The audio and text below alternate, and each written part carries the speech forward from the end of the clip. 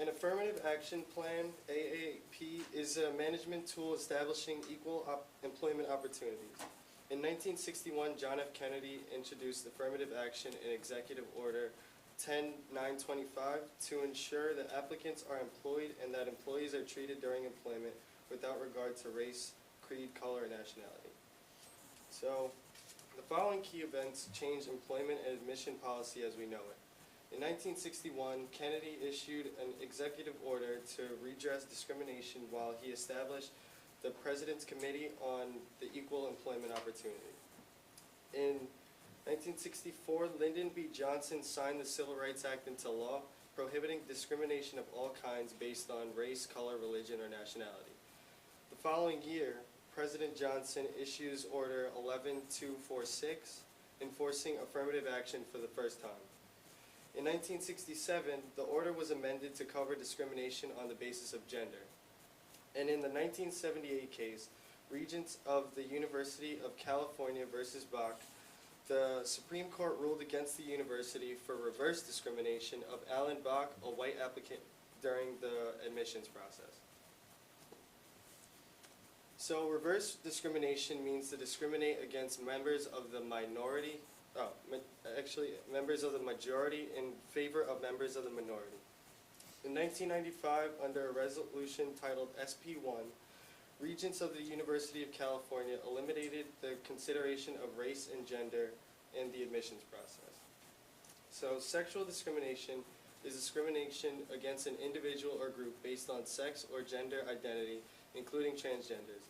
This type of discrimination takes on many forms, including sexual harassment, pregnancy discrimination, and unequal pay for women who perform the same jobs as their male counterparts. The Equal Pay Act of 1963 is a federal law amending the Fair Labor Standards Act, prohibiting sexual discrimination in the payment of wages, requiring equal pay for equal work. John Kennedy signed this bill into law as part of his New Frontier program in June of 1963. Sexual harassment refers to any unwelcome advances, requests for sexual favors, and other conduct of a sexual nature when submission to or rejection of this conduct affects an individual's employment, work performance, or creates a hostile or offensive work environment. In Farragher versus the City of Boca Raton, the district court filed in favor of a resigned lifeguard for sexual harassment by her supervisors, which ruled that an employer be held liable for the acts of a supervisor whose sexual harassment of subordinates creates a hostile work environment amounting to discrimination. In hiring discrimination is the discrimination during the hiring stage of applicants. Like almost any form of discrimination, the law prohibits this type of discrimination in any aspect of employment, including job advertisements, recruitment, application and hiring, training, and apprenticeship programs. So as a general rule, the questions asked through the pre-employment process should be strictly limited to determining if the person is actually qualified for the job, and anything but can be used as evidence of an employer's intent to discriminate. Questions about children, marital status, race, religion should be avoided. So even before they become employees, job applicants have legal rights protecting them. During this time, the employer must complete the following steps for all employees to ensure they will be ready for work. So this includes obtaining a federal employment ID number for each new employee, registering for payment of unemployment comp taxes for each employee, setting up a pay system, obtaining the workers' comp insurance, preparing an illness and prevention plan for OSHA, post required notices in the workplace, assist employees with registration for employee benefits, and report federal unemployment tax to the IRS. So, disability discrimination occurs when an employer or other entity treats an employee or qualified applicant with a real or perceived disability unfavorably due to their disability. The Americans with Disabilities Act of 1990 prohibits discrimination towards people with disabilities in all areas of public life. So why should we eliminate workplace discrimination? Well, word spreads fast and your reputation is always at stake. It's critical to create a workplace that values diversity as it mitigates liability. Discrimination decreases employee job satisfaction and motivation, and discrimination increases turnover levels. So just in the past couple months, my friend who works as one of the managers in Windsor had a run-in with the in hiring discrimination. An applicant came in for the interview, and my friend of the girl gave just like real yes or no answers, nothing really, and wasn't particularly enthusiastic to be there. So she really bombed the interview. The applicant called for a follow-up. My friend told her that their store wasn't hiring at the moment. So days later, the girl came in with their family and publicly accused Windsor of discriminating based on a disability she had, which wasn't even the case at all. So after investigation, it was found that the girl and her family had been making false disability discrimination claims to multiple stores around the area. So now I'm going to pass it to Adriana, who's going to be talking about the LGBTQIA.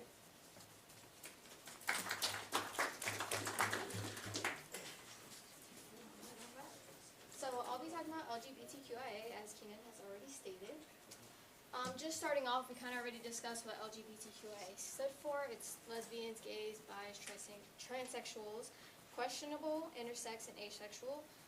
Within the workplace, they do experience harassment, discrimination, and we are coming up with different accommodations just to make them feel more comfortable when it comes to hiring, working somewhere, anything like that. So first of all, harassment is the repeated act of being prejudiced or hostile to an individual. This can be in any type of form, whether it be mistreatment from coworkers, whether it be in the hiring process, as Keenan was talking about, discrimination-wise. Pretty much a lot of people do experience harassment. First of all, mistreatment from coworkers. This doesn't just range from people being made fun of in the workplace. This can be things like being singled out from events just because people feel uncomfortable with you being there, like if people are having a work party and they're like, oh, we don't want her there, she's gay, whatever they want to say. Then there's the hiring process. A lot of people do get left out of being hired of jobs just because they are LGBTQIA, and to me that's just unfortunate because it should be all about work performance rather than what you prefer in your sexual life or whatever you want to call it. So this says people don't get fired for being straight, support equal opportunity, move equality forward. There have been a lot of cases where people have been fired from jobs just from employees, fellow management finding out that they are part of the LGBTQIA community. Then there's discrimination, which is treating someone differently based on things ranging from national origin to sex. There's a lot of discrimination in the workplace, from pay rates, low job satisfaction. There's a bunch of different discrimination for LGBTQIA kind of relating to harassment in the workplace. Believe it or not, LGBTQIA actually do make less money. Just as people believe that women make less money than men, LGBTQIA community do make less money for their jobs than anyone else doing the same thing, which is kind of just not fair. There's also diminishing productivity. Because they don't feel comfortable with their pay rates, with the way they're being treated, no one's going to want to put in as much productivity into the work that they do if they're not getting results back, or if they're not feeling like they're being recognized for what they do rather than for who they are. This kind of goes hand in hand with decreased physical and mental health of all employees. This isn't just for anyone that's LGBTQIA, this is also for anyone else that feels uncomfortable with them working there. Some people have quit just from finding out that someone that they work with or that sits next to them is a lesbian or gay or transgender or anything like that. There's also low job satisfaction, not only because they're being fired and they're not being hired for jobs, but because they don't feel comfortable with where they're working. They're not satisfied with their jobs. So some people, when you look for a job, you're just like, I want this job because I know it's going to make me happy. Sometimes they don't feel that way because even if they do love their job personally, they're not being treated like everyone else. And then finally, there's constant fear of judgment. Just like anyone else, I mean, a lot of people do fear judgment from people. But when you're LGBTQIA, you kind of go into a workplace and you have that fear of, are people going to judge me? Are they going to look at me differently? Are they going to look at the work I'm doing, or are they going to look at the person I am? Next, we have accommodations, which is a settlement or arrangement that helps adjust to someone or something. This has kind of like a lot of acts have been coming out recently to kind of help them feel more comfortable with where they're working. There's things between non-discrimination acts and, which is coming up right now. Employment Non-Discrimination Act. This prohibits discrimination on hiring and employment on the basis of sexual orientation or gender identity by employers with at least 15 employees within their office. So it's pretty much just saying that you can't discriminate just because of the way a person is. You gotta hire them and look at them equally. There's also restroom access. So LGBTQIA, they're often faced with, they try to go to the restroom and someone's judging them, saying, why are you in here, you look like a dude, or anything like that. So what they're kind of trying to do is make bathrooms where anyone can go there. It's kind of like an intersex bathroom, and it's really good for transgender especially. Then there's the Human Rights Campaign. It focuses on promoting lesbian, gay, bisexual, and transgender rights. It kind of just embraces them as members just like everyone else in the community, and it kind of makes everyone look at them as though they're same in the work, in the community, and everything like that. Then we have the Workplace Fairness Act. This includes hiring classifications, discrimination, termination on employment, benefits and leaves, harassment, and wage and hour problems. Like I said before, they're not getting paid as much, so this is kind of trying to make that not a thing anymore. So going on to self-experience, I did go on an interview. This was maybe 3 years ago, and I thought I did really good on the interview. I answered all the questions well. She's saying, wow, I really like you as an individual. I really think that you would be an asset to this work, and I really look forward to giving you a call later on. Come to find out, I was denied the job. And I was a little bit confused, especially since she said she was going to call me back, let me know when I was going to get my schedule, and I was kind of just thrown off by it. But, come to find out that they found a picture of me, and this is my ex-girlfriend.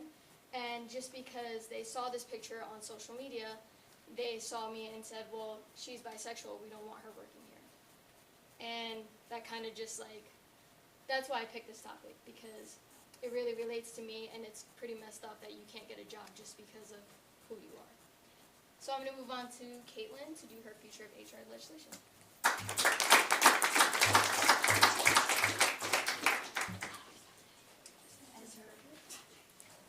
Okay, I have not a very good voice, just so you know, slightly sick. The future of HR legislation. It's basically a new blueprint for HR, which can help create a more agile business.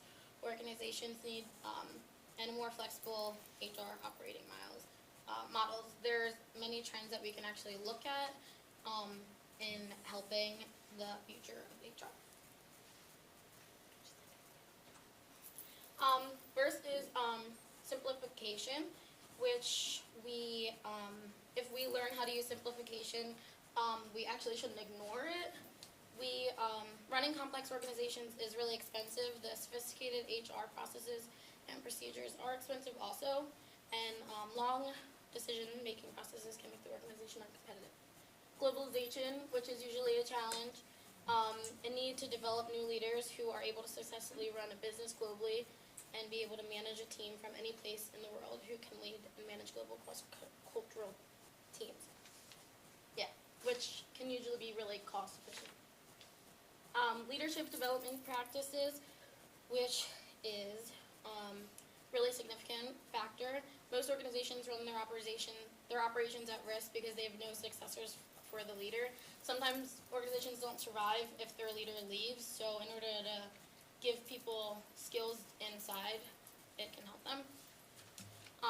Innovation and innovations management is a trend that can help build successful competitive advantage. HR has to be able to connect innovations and traditional change management design and successful advantage on the market.